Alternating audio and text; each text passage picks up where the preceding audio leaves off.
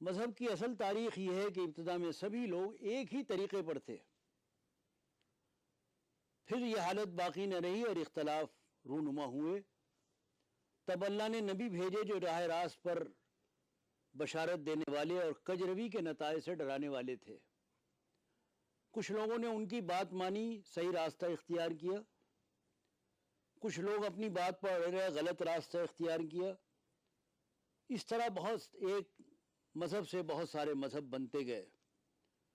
اللہ کی روشن ہدایت پانے کے بعد حق کو چھوڑ کر انہوں نے مختلف طریقے نکال لیے، اس لیے کہ وہ آپس میں زیادتی کرنا چاہتے تھے۔ اختلاف مذہب نے پیدا نہیں کیا، اختلاف خود انسانوں نے پیدا کیا۔ کیا تم لوگوں نے یہ سمجھ رکھا ہے کہ کسی قربانی اور مشکل سے گزرنے کے بغیر ہی تمہیں جنت مل جائے گی؟ حالانکہ جب بھی ایسے تم سے پہلے لوگ گزرے ہیں کہ ان پر سخت مصیبتیں آئی ہیں، ہلا مارے گئے، حتیٰ کہ وقت کا رسول اور اس کے ساتھی اہل ایمان چیخ اٹھے کہ اللہ کی مدد کب آئے گی۔ اس وقت انہیں تسلی دی گئی کہ ہاں اللہ کی مدد قریب ہے۔ لوگ پوچھتے ہیں کہ ہم کیا خرچ کریں، اللہ کے راستے میں ہم کیا خرچ کریں؟ جو بھی تمہارے پاس زائد مال ہے وہ اپنے رشتہ داروں پر، یتیموں پر، مسکینوں پر، مسافروں پر خرچ کرو، اور جو بھلائی بھی تم کرو گے اللہ تعالیٰ اس سے باخبر ہے۔ لوگ پوچھتے ہیں کہ ماہ حرام میں لڑنا کیسا ہے؟ ان سے کہو کہ حرام مہینوں میں لڑنا بہت برا ہے۔ اللہ تعالیٰ امن کو پسند کرتے ہیں۔ حرام کے مہینوں میں اللہ تعالیٰ امن چاہتے ہیں کہ امن قائم رہے تاکہ لوگ اطمینان کے ساتھ اس کی عبادت کر سکیں۔ حکم دیا گیا ہے کہ مشرک عورتوں سے ہرگز نکاح مت کرو جب تک کہ وہ ایمان نہ لے آئیں۔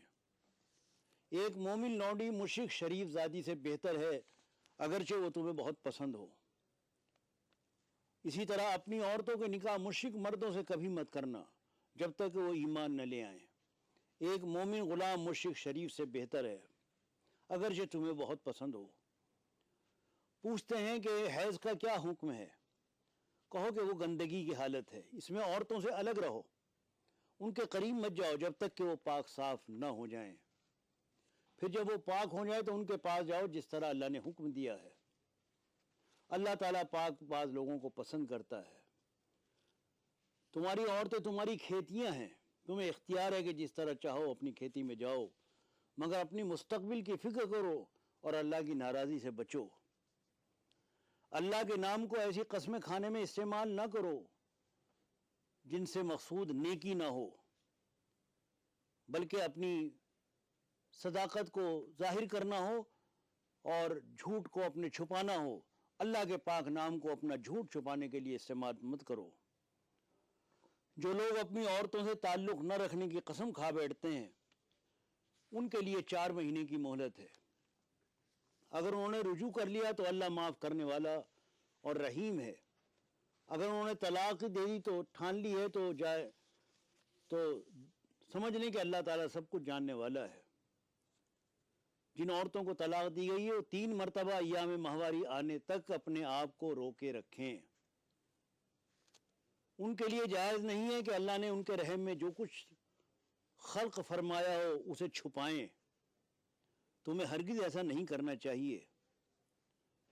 عورتوں کے لیے بھی معروف طریقے پر وہی حقوق ہیں جیسے مردوں کے ہیں، البتہ مردوں کو ان پر ایک درجہ حاصل ہے، اور اللہ سب پر اقتدار رکھنے والا اور حکیم و دانا ہے۔ اگر رخصت کرنے والا دوبارہ طلاق دے رہا ہے تو سیدھی طرح یا تو عورت کو روک لے یا بھلے طریقے سے اس کو رخصت کر دے۔ رخصت کرتے ہوئے ایسا کرنا تمہارے جائز نہیں کہ جو کچھ تم نے ان کو دیا ہے اس کو واپس لو۔ اگر 2 مرتبہ طلاق دینے کے بعد شوہر نے تیسری مرتبہ بھی طلاق دی تو پھر عورت اس کے لیے حلال نہ ہوگی جب تک کہ اس کا نکاح کسی دوسرے شخص سے نہ ہو جائے۔ اور جب تم عورتوں کو طلاق دو تو ان کو عدت پوری ہونے تک ان کو رکنا چاہیے، یا تو بھلے طریقے سے ان کو روک لو یا بھلے طریقے سے رخصت کر دو۔ ستانے کی خاطر انہیں روک کے رکھنا یہ زیادتی کی بات ہے۔ جب تم اپنی عورتوں کو طلاق دے چکو اور وہ اپنی عدت پوری کر لیں تو پھر تم اس میں رکاوٹ نہ بنو کہ وہ اپنے زیر تجویز شوہروں سے نکاح کر لیں جبکہ وہ معروف طریقے سے باہم مناکحت کرنا چاہیں۔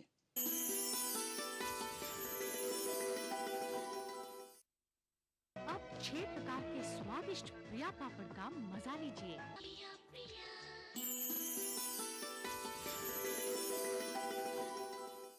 تم میں سے جو لوگ مر جائیں ان کے پیچھے اگر ان کی بیویاں زندہ ہوں تو وہ اپنے آپ کو 4 مہینے 10 دن روکے رکھیں، پھر جب ان کی عدت پوری ہو جائے تو انہیں اختیار ہے اپنی ذات کے معاملے میں معروف طریقے سے جو چاہے کریں۔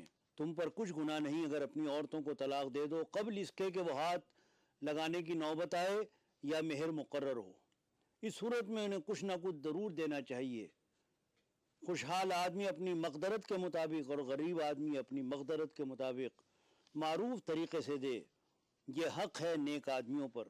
اپنی نمازوں کی نگہداشت رکھو، خصوصاً ایسی نماز کی جو محاسن صلاۃ کی جامع ہو، اللہ کے آگے اس طرح کھڑے ہو جیسے فرما بردار غلام کھڑے ہوتے ہیں۔ تم میں سے جو لوگ وفات پائیں اور پیچھے بیویاں چھوڑ رہے ہیں ان کو چاہیے کہ اپنے بیویوں کے حق میں وصیت کر جائیں کہ 1 سال تک ان کو نفقہ دیا جائے۔ اس طرح اللہ تعالیٰ تمہیں اپنے احکام صاف صاف بتاتا ہے۔ تم نے ان لوگوں کے حال پر بھی کچھ غور کیا جو موت کے ڈر سے اپنے گھر بار چھوڑ کر نکلے تھے اور ہزاروں کی تعداد میں تھے؟ اللہ نے ان سے فرمایا مر جاؤ، پھر اس نے ان کو دوبارہ زندگی بخشی۔ حقیقت یہ ہے کہ اللہ انسان پر بڑا فضل فرمانے والا ہے، مگر لوگ شکر ادا نہیں کرتے۔ پھر تم نے اس معاملے پر بھی غور کیا کہ جو موسیٰ کے بعد سرداران بنی اسرائیل کو پیش آیا تھا، انہوں نے اپنے نبی سے کہا ہمارے لیے ایک بادشاہ مقرر کر دو تاکہ ہم اللہ کی راہ میں جنگ کریں۔ نبی نے پوچھا کہیں ایسا تو نہ ہوگا کہ تم کو لڑائی کا حکم دیا جائے اور پھر تم نہ لڑو؟ وہ کہنے لگے بھلا یہ کیسے ہو سکتا ہے کہ ہم رائے خدا میں نہ لڑیں جبکہ ہمیں اپنے گھروں سے نکال دیا گیا ہے اور ہمارے بال بچے ہم سے جدا کر دیے گئے ہیں۔ مگر جب ان کو جنگ کا حکم دیا گیا تو ایک تھوڑی تعداد کے سوا سب پیٹھ موڑ گئے، اور اللہ ان میں سے ہر ایک ظالم کو جانتا ہے۔ ان کے نبی نے ان سے کہا کہ اللہ نے طالوت کو تمہارے لیے بادشاہ مقرر کیا ہے۔ یہ سن کر وہ بولے ہم پر بادشاہ بننے کا وہ کیسے حقدار ہو گیا؟ اس کے مقابلے میں بادشاہی کے ہم زیادہ مستحق ہیں، وہ تو کوئی بڑا مالدار آدمی نہیں ہے۔ نبی نے جواب دیا اللہ نے تمہارے مقابلے میں اسی کو منتخب کیا ہے اور اس کو دماغی اور جسمانی دونوں قسم کی اہلیتیں عطا ہوئی ہیں، اور اللہ کو اختیار ہے کہ اپنا ملک جسے چاہے دے دے۔ اللہ بڑی وسعت والا ہے۔ پھر طالوت جب لشکر لے کر چلا تو اس نے کہا کہ ایک دریا پر اللہ کی طرف سے تمہاری آزمائش ہونے والی ہے، اس کا جو پانی پیے گا وہ میرا ساتھی نہیں، میرا ساتھی وہ ہے جو اس سے پیاس نہ بجھائے۔ ہاں ایک آدھ چلو پی لے تو پی لے، مگر ایک گروہ قلیل کے سوا وہ سب اس دریا سے سیراب ہوئے۔ یہ اللہ کی آیات ہیں جو ہم ٹھیک ٹھیک تم کو سنا رہے ہیں، اب تم یقیناً ان لوگوں میں سے ہو جو رسول بنا کر بھیجے گئے ہیں۔ یہ رسول جو ہماری طرف سے انسانوں کی ہدایت پر معمول ہوئے، ہم نے ان کو ایک دوسرے سے بڑھ چڑھ کر مرتبے عطا کیے۔ ان میں کوئی ایسا تھا جس سے خدا خود ہم کلام ہوا، کسی کو اس نے دوسری حیثیتوں سے بلند درجے دیے، اور آخر میں عیسیٰ ابن مریم کو روشن نشانیاں دیں اور روح پاک سے اس کی مدد کی۔ اگر اللہ چاہتا تو ممکن نہ تھا کہ ان رسولوں کے بعد جو لوگ روشن نشانیاں دیکھ چکے تھے وہ آپس میں لڑتے، مگر اللہ کی مشیت یہ نہ تھی کہ وہ لوگوں کو جبراً اختلاف سے روکے۔ دین کے معاملے میں کوئی زور زبردستی نہیں، صحیح بات غلط بات سے الگ چھانٹ کر رکھ دی گئی ہے۔ اب جو کوئی ناحق کا انکار کرے کہ اللہ پر ایمان لائے، اس نے ایک ایسا مضبوط سہارا تھام لیا جو کبھی ٹوٹنے والا نہیں۔ کیا تم نے اس شخص کے حال پر غور نہیں کیا جس نے ابراہیم سے جھگڑا کیا تھا؟ جھگڑا اس بات پر کہ ابراہیم کا رب کون ہے، اور اس بنا پر کہ اس شخص نے उस शख्स को अल्लाह ने हुकूमत दे रखी थी। जब इब्राहिम ने कहा कि मेरा रब वो है जिसके इख्तियार में ज़िंदगी और मौत है, तो उसने जवाब दिया ज़िंदगी और मौत मेरे इख्तियार में है। इब्राहिम ने कहा अच्छा, अल्लाह सूरज को मशरक़ से निकालता है, तू ज़रा मगरिब से निकाल। ये सुनकर वो मुनकिर हक़ शशदर रह गया, मगर अल्लाह ज़ालिमों को राह रास्त नहीं दिखाया करता। अल्लाह के रास्ते में खर्च करना ऐसा है जैसे एक दाना बोया जाए और उससे 7 बालें निकलें, हर बाल में 100 दाने हों। इस तरह अल्लाह जिसके अमल को चाहता है अफजूनी अता फरमाता है। वो फराख दस्त भी है और अलीम भी। जो लोग अपने माल अल्लाह की राह में खर्च करते हैं और खर्च करके फिर एहसान नहीं जिताते, न वो दुख देते हैं और उनका अज्र रब के पास है। ऐ ईमान लाने वालों, अपने सदक़ात को एहसान जिताकर और दुख देकर उस शख्स की तरह खाक में न मिला दो जो अपना माल महज लोगों के दिखाने को खर्च करता है और न अल्लाह पर ईमान रखता है और न आखिरत पर। अल्लाह बड़ा फराग दस्त और दाना है, जिसको चाहता है हिकमत अता करता है, और जिसको हिकमत मिली उसे हकीकत में बड़ी दौलत मिली। इन बातों से सिर्फ वही लोग सबक लेते हैं जो दानिशमंद हैं। हजरात, आपकी खिदमत में ये सवा सिपारा, जिसमें सैकूल का 3/4 और तिल का रसूल का 1 रुबा सिपारा है, सवा सिपारे का खुलासा, उसका तर्जुमा पेश किया गया। अल्लाह ताला कबूल फरमाए, कुरान पाक की बरकत से हमें माला माल फरमाए और हमें अमल की तौफीक अता फरमाए। नाजरीन, आप मुलाहिज़ा फरमा रहे थे कुरान मजीद के सवा पारे का तर्जुमा, तलखीस व तफसीर। प्रोग्राम से मुतालिक अपनी राय इस पते पर रवाना करें। अनवार कुरान, ETV Urdu, Ramoji Film City, Hyderabad 501512। आज रात आज शब देखना न भूलें। हरम शरीफ मक्कतुल मुकर्रमा से नमाज इशा और नमाज तरावी का लाइव टेलीकास्ट। इजाज़त दीजिए अपने दोस्त मोहम्मद सनाउल्लाह खान कासमी को। खुदा हाफिज़।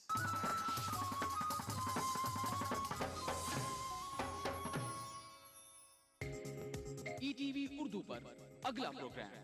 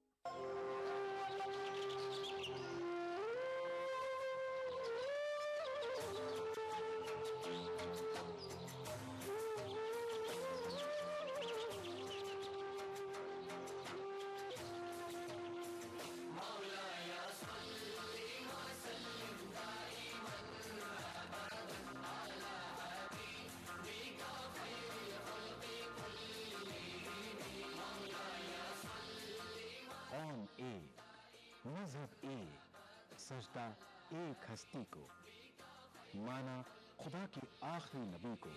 मुहम्मदुन सय्यिदुल कौनैनि व थक़लैन।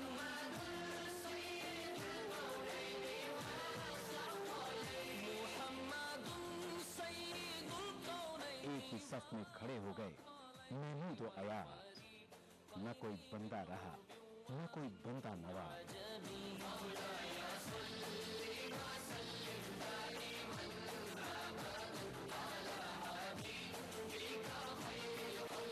ये माह रमजान एक इनाम की सूरत हमें मिला है, जहां हम समझेंगे एक दूसरे के तकाजों को, जहां हम बांटेंगे खुशियां और रौनकें।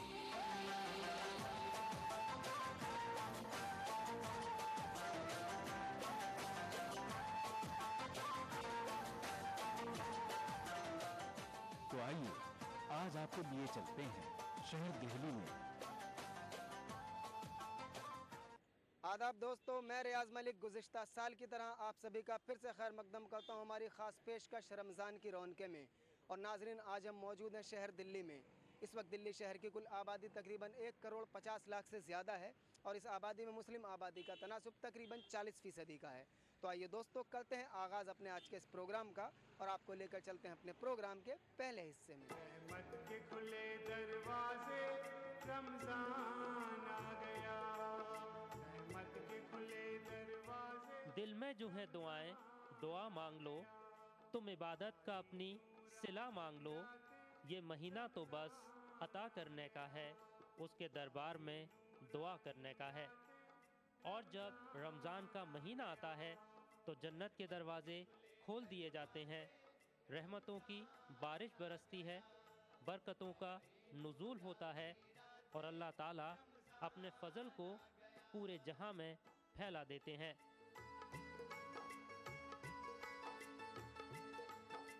ماہ رمضان کا چاند نظر آتے ہی شہر دہلی کی فضا مزید نورانی ہو جاتی ہے۔ مسلم محلوں میں ایک خاص قسم کی رونق نظر آتی ہے۔ آپ جدھر بھی نظر ڈالیے آپ کو عبادت میں مصروف بزرگ، بچے اور نوجوان نظر آئیں گے۔ ہر کوئی زیادہ سے زیادہ عبادت کر کے اپنے رب کو راضی کر لینا چاہتا ہے۔ اس ماہ کی ایک نیکی بھی کہلاتی ہے نیکی 70 روزوں سے سجاؤ تن کو رمضان آ گیا، قرآن سے سجاؤ لب کو رمضان آ گیا۔ دلی کے پہلے سلطان قطب الدین ایبک 1206 عیسوی میں ہوئے اور انہوں نے مہرولی میں مسجد قوت الاسلام کی بنیاد ڈالی کہ جہاں لوگ نماز پڑھ سکیں، اور وہیں قطب مینار کی بھی بنیاد ڈالی، اور اس طریقے سے قطب الدین ایبک کے زمانے میں یہ اسلامک کلچر سینٹر کا ڈیولپمنٹ شروع ہوا۔ اور پھر التتمش سلطان بنا، لیکن التتمش نے اور چینجز کیے۔ جو مسجد قوت الاسلام تھی اس کا ایکسٹینشن کرایا، اس لیے کہ اب آبادی بڑھنا شروع ہو گئی دلی کی۔ دوسرے سلطان التتمش کو ایک دن خواب میں پروفٹ محمد نظر آئے اور انہوں نے کہا کہ تم یہاں ایک حوض تعمیر کرو۔ تو دوسرے دن التتمش خواجہ قطب الدین بختیار کاکی کے پاس گیا اور کہا کہ مجھے ایسی بشارت اخبار میں ہوئی۔ تو التتمش نے پھر اس جگہ حوض کی بنیاد ڈالی اور وہاں آب زمزم ڈالا، اور پھر دوسرا پانی جو تھا اس حوض میں جمع ہوا۔ تو یہ جو حوض شمسی ہے یہ بہت بڑا عبادت کا ایک سینٹر بنا۔ تمام علماء و مشائخ وہاں پہ جاتے تھے اور وہاں پہ عبادت کرتے تھے۔ شب قدر ہے، شب برات ہے، اور جو دوسری ایسی متبرک راتیں ہیں اس کی عبادت کے لیے علماء و مشائخ میں جاتے تھے۔ اور اسی وجہ سے شیخ عبدالحق محدث دہلوی جو سب سے بڑے محدث گزرے ہیں، ان کا مقبرہ بھی اس حوض شمسی کے کنارے ہی۔ کچھ دوسرے صوفیاء ہیں ان کا بھی مقبرہ اس کے کنارے ہی ہے۔ پھر التتمش نے قوت الاسلام کے عقب میں مدرسہ ناصریہ کی بنیاد ڈالی، ایک مدرسہ شروع کیا جس میں اسلامی علوم منقولات اور معقولات کی تعلیم دی جاتی تھی۔ بہادر شاہ کے عہد تک دلی کی ایک ثقافتی زندگی تھی جس میں اسلام کا بڑا اہم رول تھا۔ شاہجہاں نے بھی اسلام کی عظمت کو سمجھا، اور آج بھی اگر آپ دیکھیں شاہجہان آباد میں تو جو جامع مسجد ہے اس کو شاہجہاں نے ہائیسٹ پوائنٹ دیا۔ قلعہ بہت نشیب میں، تو جس سے ظاہر ہوتا ہے کہ شاہجہاں کے ہاں اسلام کی عظمت کا خیال تھا، اور اسی لیے ورنہ دوسرا بادشاہ ہوتا تو وہاں پہ اتنا محل تعمیر کرتا اور جامع مسجد کہیں نیچے والے علاقے میں ہوتی۔ ہندوستان کے دوسرے شہروں کی طرح شہر دہلی میں بھی ماہ رمضان کی رونقیں اپنے پورے آب و تاب کے ساتھ نظر آتی ہیں۔ اس ماہ مبارک کے چلتے لوگوں کے معمولات بدل جاتے ہیں، صوم و صلات کی پابندی کی جاتی ہے اور لغویات سے بچنے کی تلقین ایک دوسرے کو کی جاتی ہے۔ ایک آیت سے میں سٹارٹ کروں گی اپنی بات۔ या अय्युहल्लज़ीना आमनू कुतिबा अलैकुमुस्सियामु कमा कुतिबा अलल्लज़ीना मिन क़ब्लिकुम लअल्लकुम तत्तक़ून। ये सूरह बकरा की 183 आयत है। इसमें जैसे कि हमें पता चलता है कि अल्लाह ताला ने रमज़ान का महीना पहले भी लोगों के लिए लिख रखा था, उसी तरह हमारे लिए भी है, ताकि लोगों के अंदर तक़वा पैदा हो। रमज़ान में हमारा ये मामूल हो जाता है कि अल्लाह ताला हमें हलाल चीज़ों से भी मना कर देते हैं। कुछ लम्हे के लिए हम खाना और पानी भी छोड़ देते हैं। तो ये इस बात की तरबियत है कि जब हम रमज़ान में हलाल चीज़ों को छोड़ देते हैं तो रमज़ान के बाद हमें इसी तरह हराम चीज़ों को छोड़ देना चाहिए। ये हमारे लिए एक ट्रेनिंग पीरियड होता है। इस महीने में हम बहुत ज़्यादा कंसंट्रेशन हर चीज़ को छोड़ देते हैं, यहाँ तक कि हम लॉफुल चीज़ फूड और वाटर को भी छोड़ देते हैं। तो इस महीने में हमारा कंसंट्रेशन बहुत ज़्यादा बढ़ा हुआ होता है, हमारा फोकस बहुत बड़ा हुआ होता है। तो जब हमारा कंसंट्रेशन और फोकस बहुत बड़ा हुआ होता है तो हम बहुत ही अच्छे तरीके से खुदा को याद कर सकते हैं, अपने आप को डेवलप कर सकते हैं सारे डिस्ट्रैक्शन से बचा के। वरना बाकी टाइम पे हम डिस्ट्रैक्शन में फंसे रहते हैं, हमारा माइंड इधर उधर ऑक्यूपाइड रहता है, तो हम इतने अच्छे तरीके से खुदा को याद नहीं कर पाते हैं, अपने आप को डेवलप नहीं कर पाते हैं। तो आई थिंक इस मंथ में we are given a very good opportunity, हमें एक बहुत बड़ा मौका दिया गया है कि हम अपने आप को प्रिपेयर करें बहुत ही अच्छी तरह से। बहुत ज़्यादा हम रमज़ान में इतने अटैच हो जाते हैं, हर चीज़ से इतने पाबंदी हो जाते हैं, वो ज़िंदगी इतनी अच्छी लगती है कि सारी दुनिया से बेखबर होके हर चीज़ से अलग, माहौल ही अलग हो जाता है। रमज़ान का माहौल ही बिल्कुल अलग होता है, हर चीज़ की पाबंदी, टाइम की पाबंदी और दुनिया की सब चीज़ों से थोड़ा अलग हो जाते हैं। और उसके बाद जब रमज़ान शरीफ ख़त्म हो जाते हैं तो बहुत ऐसा लगता है कि बहुत पता नहीं कुछ चीज़, बहुत हमारी प्यारी चीज़ हमारे से अलग हो गई है और हम टाइम के बे टाइम हो जाते हैं, कोई टाइम की पाबंदी नहीं कर पाते हैं। और रमज़ान में तो इतने टाइम की पाबंदी होती है, हर टाइम पे नमाज़ पढ़नी, हर टाइम पे खाना, टाइम पे सोना, टाइम पे उठना। और रमज़ान के बाद तो फिर वही रोज़ाना की मामूल की ज़िंदगी शुरू हो जाती है। नमाज़ तो हम जब भी पढ़ते ही हैं, लेकिन जो पाबंदी होती है, जो एक बहुत ज़्यादा इबादत होती है, उसमें थोड़ा सा तो चेंज आ ही जाता है, फिर दुनियादारी में लग जाते हैं। तालीमी इदारों के अलावा फैक्ट्री और कारखानों में काम करने वाले लोगों के काम करने के औकात में तब्दीली कर दी जाती है। रमज़ान के दिनों के बीच में जो काम होता है उस समय फिर एक शेड्यूल नया बना लिया जाता है। खासकर मैं ये कोशिश करता हूँ कि जितनी जल्दी सुबह आके यहाँ पे काम शुरू हो जाए और फिर शाम को, ताकि इफ्तार का वक्त टाइम से हमें इफ्तार मिल जाए। अगर किसी तरीके से हेक्टिक शेड्यूल रहता है तो हम लोग इफ्तार इकट्ठा करने का प्लान बना के इफ्तार यहीं पे करते हैं। थोड़ा सा चेंजेस आता है, बाकी रेगुलर रूटीन हमारा यही होता है कि हम जो रूटीन चला रहे होते हैं उसी तरीके से रूटीन पे काम होता है। हाँ, जब रमज़ान का महीना आता है हमारा, उसके जो प्रोडक्शन के रिगार्डिंग जो हमारा शेड्यूल होता है, वो बीच में नमाज के लिए, अफ्तार के लिए, उन सब का टाइम सेटलमेंट के हिसाब से हम प्रोडक्शन का शेड्यूल बनाते हैं अपना। सपोज जैसे नाइट वाइट कभी लगती है तो उसके मतलब तरावी होता है, तरावी के रिगार्डिंग भी और शहरी का ध्यान रखते हुए भी उस हिसाब से काम का शेड्यूल बना करके हम लोग काम करते हैं। जहाँ तक इस्लाम एक ऐसा दीन है कि उसने किसी तरह का फ़र्क ना करने का पैगाम दिया है, तो ऐसा कोई हिंदू मुसलमान वाली बात ही यहाँ पे नहीं रह जाती। इस्लाम जो है वो वहाँ पे कहता है कि आप अपने हिंदू भाई को बिठा के भी दावत दीजिए और मुसलमान को भी साथ में बिठाइए। तो ऐसा कोई फ़र्क वाली बात हम लोगों के बीच में नहीं रहती। इकट्ठा बैठकर हम लोग इफ्तार करते हैं और उनको भी मज़ा आता है कि एक हमारे साथ हमारा मालिक बैठा हुआ, हमारे कोवर्कर्स बैठे हुए हैं, तो सब लोग इकट्ठा मिलकर इफ्तार करते हैं। नहीं, जब अफ्तार का टाइम यहाँ होता है तो हम लोग अफ्तार मिल करके साथ ही करते हैं सब आदमी। ऐसा कोई भेदभाव, कोई फ़र्क नहीं है कि चलो वो हिंदू है तो वो नहीं करेगा, मुसलमान है तो अलग करेगा। ऐसा कुछ नहीं है कि दस्तरखान पे सब आदमी मिलकर हम लोग अफ्तार करते हैं यहाँ। एज ए बिजनेसमैन होने के नाते मुझे ख़ास इंतज़ार रहता है कि माशाल्लाह रमज़ान आ रहा है, हमारी मतलब कि रोजी रोज़गार में बरकत होगी, लोगों से मिलना मिलाना होगा, ईद का शौक़ होगा। तो इस तरह का कोई फ़र्क वो नहीं रहता है। जहाँ पे ईद आती है तो ईद पे जैसे लोगों को बोनस मिलता है, तो एक बीइंग ए मुस्लिम होने के नाते जब ईद का वक्त आता है तो मैं इनको गिफ्ट्स वगैरह देता हूँ, जिसको जिस हिसाब से साहिब निसाब हूँ मैं उस हिसाब से उनको गिफ्ट्स वगैरह हम देते हैं। और उसी तरीके से उनको ये बताते हैं कि इस्लाम जो है किसी तरीके के भेदभाव नहीं करता।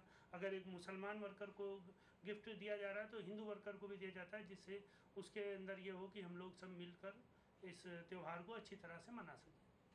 मेरा नाम विनय कुमार है और हम यहाँ कई सालों से काम कर रहे हैं। हिंदू मुस्लिम सब मतलब कि मिल कर के काम करते हैं हम यहाँ। और हमारे जो मालिक हैं बहुत हमारे साथ अच्छा व्यवहार करते हैं। और दिवाली हो या ईद हो या रमज़ान हो, हमें गिफ्ट वगैरह भी दिया जाता है।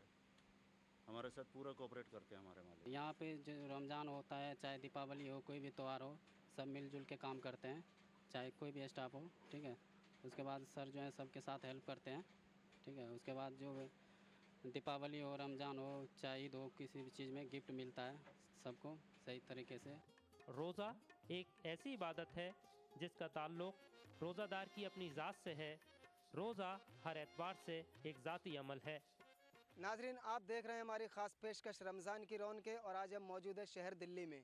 अगर आप भी हमारे इस प्रोग्राम के ज़रिए अपने दोस्तों अजीज़ों को रमज़ान की मुबारकबाद देना चाहते हैं तो इसके लिए आप हमें SMS कर सकते हैं।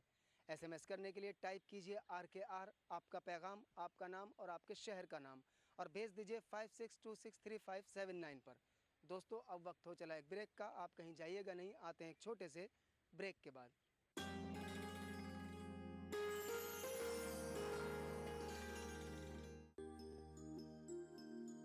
इफ्तार की फजीलत, खुसूसी दुआएं, इफ्तार के तिब्बी फवायद और नाते पाक का नजराना। हिंदुस्तान के मुख्तलिफ शहरों से इफ्तार टाइम लाइव, रोजाना शाम 5 बजे, सिर्फ ETV उर्दू पर। इस प्रोग्राम को पेश करने में ताउन कर रहे हैं सहेली the designer wear, Lal Bazar, Doli Chowki. Brown and Polson custard powder इफ्तार खास बनाए।